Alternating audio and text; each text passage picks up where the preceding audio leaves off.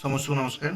ଏ ଭିଡ଼ିଓରେ ଆମେ ଦେଖିବା ଯେଉଁ ଭାଇ ଭଉଣୀମାନେ ଲରେ କ୍ୟାରିୟର କରିବା ପାଇଁ ଚାହୁଁଛନ୍ତି। ୟା ପ୍ରିଭିୟସ୍ ଭିଡ଼ିଓରେ ମୁଁ ଆପଣଙ୍କୁ ବୁଝେଇ ଦେଇଥିଲି, କିନ୍ତୁ ବହୁତ କିଛି ଭାଇ ଭଉଣୀମାନଙ୍କର ମେସେଜ୍ ଆସିଥିଲା ଯେ କିଛି କୋଶ୍ଚିନ୍କୁ ନେଇକି ସେମାନେ ପଚାରିଥିଲେ। ସେ କୋଶ୍ଚିନ୍ ଆନ୍ସର୍ ସହିତ ମୁଁ ରଖିବି ଯେ କେତେଟା କଲେଜ ସାମ୍ସ ଅଣ୍ଡରରେ ଆସୁଛି, କେତେଟା ଏଣ୍ଟ୍ରାନ୍ସ କରୁଛନ୍ତି, ଆଉ କେତେଟା ନିଜେ ମାର୍କ ବିଶେଷରେ ସିଲେକ୍ସନ୍ କରୁଛନ୍ତି।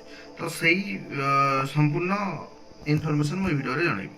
ପ୍ରଥମେ ତ ଆପଣମାନଙ୍କୁ ଯଦି ଆପଣଙ୍କ ପାଖରେ ଫୋନ୍ ଅଛି ତ ଆପଣଙ୍କୁ କାହାକୁ କିଛି ପଚାରିବାକୁ ପଡ଼ିବନି। ଆପଣ ଫୋନ୍ ଦ୍ୱାରା ଯେଉଁ ସର୍ଚ୍ଚ କରିବେ ସମ୍ପୂର୍ଣ୍ଣ ଇନଫର୍ମେସନ୍ ପାଇପାରିବେ। ଯେମିତିକି samsodisha.gov.in, ଯେଉଁଟାକି କ୍ରୋମ୍ ବ୍ରାଉଜରରେ ଯାଇକି ତୁମେ ସର୍ଚ୍ଚ କଲେ ଏଭଳିଆ ଇଣ୍ଟରଫେସ୍ ଆସିବ। ଫାଷ୍ଟ ଯେଉଁ ଆସିବ ଲିଙ୍କଟା, ସେଟାକୁ କ୍ଲିକ୍ କରିସାରିଲା ପରେ ଏଭଳିଆ କିଛି ଇଣ୍ଟରଫେସ୍ ଆସିବ। ଏଇଠି ଆସିସାରିଲା ପରେ ଏଇଠି ଦେଖନ୍ତୁ 3 year LLB କୋର୍ସ ଅଛି।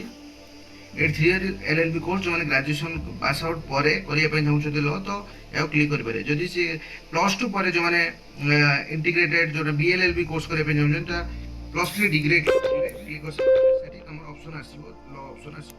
ଠିକ୍ ଅଛି, ଆମେ ଦେଖିବା 3 year LLB କୋର୍ସ। ଏଠି ଦେଖନ୍ତୁ ଲାଷ୍ଟ 25-26 ଏପର୍ଯ୍ୟନ୍ତ ନୂଆ ନୋଟିଫିକେସନ୍ ଆସିନି ନାହିଁ। ଏଠି ଦେଖନ୍ତୁ update your university college email ID and principal contact number on the SAMS portal immediately to receive HIMS portal user name password. ଏଟା ବୋଧେ ପ୍ରିନ୍ସିପାଲ କଲେଜକୁ ଆସିଛି, ଯେଉଁଟାକି ସେମାନେ ତାଙ୍କର ଇମେଲ୍ ଆଇଡି ନମ୍ବର ଅପଡେଟ୍ କରିବା ପାଇଁ। ଠିକ୍ ଅଛି, ଏଇଠି ତାପରେ ଆମେ ଦେଖିବା ଯେଉଁ ଭାଇଙ୍କର ଗୋଟେ କ୍ୱେଶ୍ଚନ୍ ଥିଲା ଫୋର୍ଥ କଲେଜଟା କ'ଣ। ଟୋଟାଲ ଏଇ ଦେଖନ୍ତୁ 4ଟା କଲେଜ ସାମ୍ସ ଅଣ୍ଡରରେ ଆସୁଛି, 390ଟା ସିଟ୍। ଏଇଠି ଦେଖିବା college wise strength admission vacancy.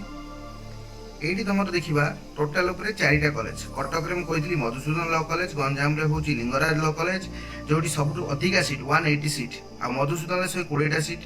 ଯଦି ଆମେ ଖୋର୍ଦ୍ଧା ଦେଖିବା, ଖୋର୍ଦ୍ଧାରେ ଜଟନୀରେ ଭୁବନେଶ୍ୱର କ୍ୟାମ୍ପସ୍ CUTM, ଯେଉଁଟାକି ମୁଁ ଏ ପ୍ରିଭିୟସ୍ ଭିଡ଼ିଓରେ କହିନଥିଲି, ଏଇଟା କଲେଜ ନାଁଟା ଭୁଲି ଯାଇଥିଲି। ତ ଏଇଟା 30ଟା ସିଟ୍, ଯେଉଁଟାକି ଫାଷ୍ଟ ଯେବେ ସାମ୍ସ ପୋର୍ଟାଲ ଇଏ ହେଲା ୟା 2025ରେ, ତ 30ଟା ସିଟ୍ ଆଡ଼୍ ହେଇଥିଲା, ପରେ ଆଡ଼୍ ହେଇଥିଲା, ଫାଷ୍ଟ ଆଡ଼୍ ହେଇନଥିଲା। ସେଭଳିଆ ଯଦି ଖୋର୍ଦ୍ଧାରେ ଦେଖିବା ଭୁବନେଶ୍ୱର ୟୁନିଭର୍ସିଟି ଲ କଲେଜ 60ଟା ସିଟ୍ ଅଛି, ଯେଉଁଠିକି ସବୁଠାରୁ ଅଧିକା କଟଅଫ୍ ଯାଏ। ଆଉ ଏଇଠି ଆପଣମାନେ ରାଇଟ୍ ସାଇଡ୍ ଦେଖିପାରିବେ ପ୍ରିନ୍ସିପାଲ ଆଉ ଆଡମିସନ୍ ଯେଉଁ ଆମର ଇଏ ରହିଲା ତାଙ୍କର ସବୁ କଣ୍ଟାକ୍ଟ ନମ୍ବର ଦେଇଛି, ଆପଣମାନେ କଲ୍ କରିକି ଦେଖିପାରିବେ। ଏସବୁ ଜେନୁଇନ୍ ନମ୍ବର। ଠିକ୍ ଅଛି, ଏଇ 4ଟା ହେଉଛି ସାମ୍ସ ଅଣ୍ଡରରେ ଆସୁଛି। ହୁଏତ ଏଥର ଆସିପାରେ ଅଲଗା କିଛି ଆଡ଼୍ କରିପାରନ୍ତି, ଏଇଟା ତାଙ୍କ ଉପରେ କଥା, ସେଟା ତ ଆମେ କହିପାରିବାନି। କିନ୍ତୁ ୟା ପୂର୍ବ ଥର ଏଇ 4ଟା କଲେଜ ଥିଲା, ଏବେ ବି 4ଟା କଲେଜ ଅଛି ଏ ପର୍ଯ୍ୟନ୍ତ। ଠିକ୍ ଅଛି, ଆଉ ଯଦି ଆମେ ଦେଖିବା ଆଉ କେଉଁ କଲେଜ ଅଛି ଯେଉଁଟାକି ନ୍ୟାସନାଲ ଲ ୟୁନିଭର୍ସିଟି, ଯେଉଁଟା ଓଡ଼ିଶାରେ କିଟ୍ ସ୍କୁଲ, ସ୍ୱା ନ୍ୟାସନାଲ ଇନଷ୍ଟିଚ୍ୟୁଟ୍, ତାଙ୍କର ଅଲଗା ଏଣ୍ଟ୍ରାନ୍ସ ହୁଏ। ଆଉ ତା ସହିତ ଅଲଗା କଲେଜ ଯେଉଁ ଦେଖିବା capital law college, Baleswar law college, Ganjam law college, Dhenkanal law college, Maharshi law college, Bhadrak law college, ସେମାନଙ୍କର କ'ଣ ନାଇଁ, ତାଙ୍କର ହେଉଛି ମାର୍କ ବେସିସ୍ରେ ସିଲେକ୍ସନ୍। ଯଦି ତୁମେ ସେଠିକି ଭିଜିଟ୍ କରିବ, ଡାଇରେକ୍ଟ ତାଙ୍କ ଫର୍ମରେ ତୁମେ ଆପ୍ଲାଏ କରିବ। ଆପ୍ଲାଏ କରିସାରିଲା ପରେ ତାଙ୍କର କଟଅଫ୍ ଅନୁସାରେ ତୁମକୁ ସିଲେକ୍ସନ୍ ହେବ। ସେଥିପାଇଁ ତୁମକୁ ଡାଇରେକ୍ଟ ଯାଇକି ଭିଜିଟ୍ କରିବା ପାଇଁ ପଡ଼ିବ। ଠିକ୍ ଅଛି, ଏଇଟା ଥିଲା ଟୋଟାଲ ଇନଫର୍ମେସନ୍।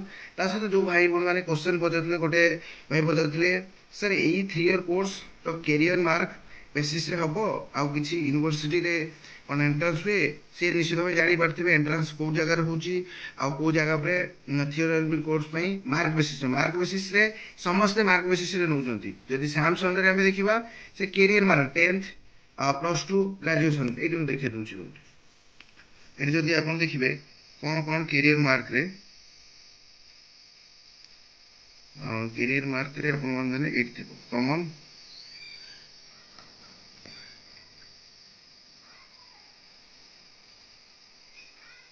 এইটি দেখবে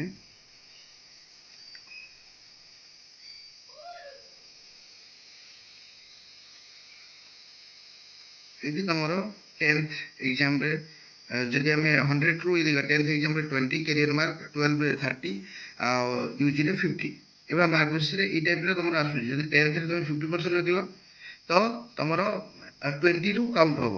50 ଇଣ୍ଟୁ 20/100, ଯେଉଁଟାକି ଆଉଟ୍ ଅଫ୍ 10 ଆସିବ। ଯଦି ତୁମେ 66 12 ବି ରଖିଛ ମାର୍କ, 66ର 30% ଆସୁଛି 19.8, ତ 70%ର 50% ହେଉଛି 39। ତ ଏଇଭଳିଆ କ୍ୟାରିୟର ମାର୍କ ଆସିବ। ଏଭଳିଆ କ୍ୟାରିୟର ମାର୍କ ନା ଭାବିବେ ଯେ ମୋର ଗ୍ରାଜୁଏସନ୍ ଅଧିକା ମାର୍କ ଅଛି ମାନେ ଅଧିକା ତୁମର ଯିବ, କିନ୍ତୁ 20 ଗ୍ରାଜୁଏସନ୍ରେ ତୁମର 50 କାଉଣ୍ଟ କରାହେବ, 12ରେ ହେଉଛି 30, ଯେତିକି ମାର୍କ ଅଛି ତାର 30%, 10th ଯେତିକି ମାର୍କ ଅଛି ତାର 20%, ଏମିତି କାଉଣ୍ଟ ହେଇସାରିଲା ପରେ କ୍ୟାରିୟର ମାର୍କଟି ଶୋ କରିବ। ଆଉ ଏବେ ଦେଖିବା କେବେ ଆମର ଆପ୍ଲିକେସନ୍ ଡେଟ୍। ଯଦି ଆମେ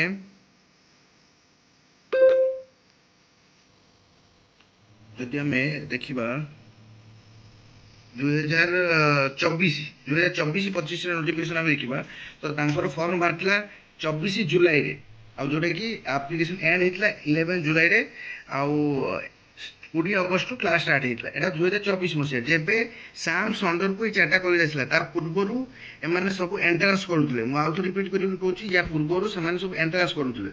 2025 ମସିହାରେ ଯଦି ଆମେ କହିବା 2025 ମସିହାରେ ଫାଷ୍ଟ ଜୁଲାଇରେ ଫର୍ମ ଫିଲ୍ଅପ୍ ଆରମ୍ଭ ହେଇଥିଲା। ମାନେ ଏଇଠୁ ଜାଣିପାରୁଥିବେ 24 ଜୁନରେ 2024 ହେଇଥିଲା, ତାପରେ ଟିକେ ଲେଟ୍ ହେଇଗଲା, ଫାଷ୍ଟ ଜୁଲାଇ ହେଇଗଲା। କିନ୍ତୁ ତାଙ୍କର ଯୋଉ ଡେଟ୍ଟା ଏଣ୍ଡ ହବ ସେଟା ସେମ୍ ରହିଲା 15 ଜୁଲାଇ, ଯୋଉଟା 24 ରହୁଥିଲା 11 ଜୁଲାଇ, ସେଟା 2025 ହେଇଗଲା 15 ଜୁଲାଇ। କିନ୍ତୁ ଯଦି ଆମେ ଦେଖିବା କ୍ଲାସ ଷ୍ଟାର୍ଟ ସମୟ ଯୋଉ କ୍ଲାସ ଷ୍ଟାର୍ଟ ହେଇଛି 11 ଅଗଷ୍ଟରୁ କ୍ଲାସ ଷ୍ଟାର୍ଟ ହେଇଛି। ତ ଏହାକୁ ଦେଖି ଆପଣମାନେ ପ୍ରେଡିକ୍ସନ କରିପାରୁଥିବେ ତମର କେବେ ଆପ୍ଲାଏ ହବ। ଆଉ ଯେବେ ଆପ୍ଲାଏ ହବ ମୁଁ ନିଶ୍ଚିତ ଭାବେ ଅପଲୋଡ କରିବି, ତମକୁ ଜଣେଇଦେବି, କିଛି ଡରିବନି। କିନ୍ତୁ ତମେ ଟଚରେ ଥିବା ଦରକାର। ଠିକ ଅଛି, ଏଟା ଥିଲା ସମ୍ପୂର୍ଣ୍ଣ ଇନଫର୍ମେସନ। ଆଉ କୋଉ କଲେଜ ଏଣ୍ଟ୍ରାନ୍ସ ହଉଛି ଜାଣିପାରିଲ, କୋଉ ସାମ୍ସ ଅଣ୍ଡରରେ ଆସୁଛି। University law college, Utkal university ଅଣ୍ଡରରେ ଯୋଉଟା ଆସୁଛି ସେଟା ସାମ୍ସ ଅଣ୍ଡରକୁ ପଳେଇ ଯାଇଛି 2024ରୁ। ତ ସେଥିପାଇଁ ସିଏ ମାର୍କ ବେସିସ୍, କ୍ୟାରିୟର ମାର୍କ ବେସିସ୍ରେ ହଉଛି। 4ଟା କଲେଜ କୋଉ କଲେଜ ଆପଣମାନେ ଦେଖିଦେବେ। ଧନ୍ୟବାଦ। ଆଉ ଯଦି କିଛି ବି କାହାର ଡାଉଟ୍ ଅଛି ତ ନିଶ୍ଚିତ ଭାବେ ମେସେଜ କରିବେ, ମୁଁ ଆପଣଙ୍କୁ ନିଶ୍ଚିତ ରିପ୍ଲାଏ ଦେବି। Thank you.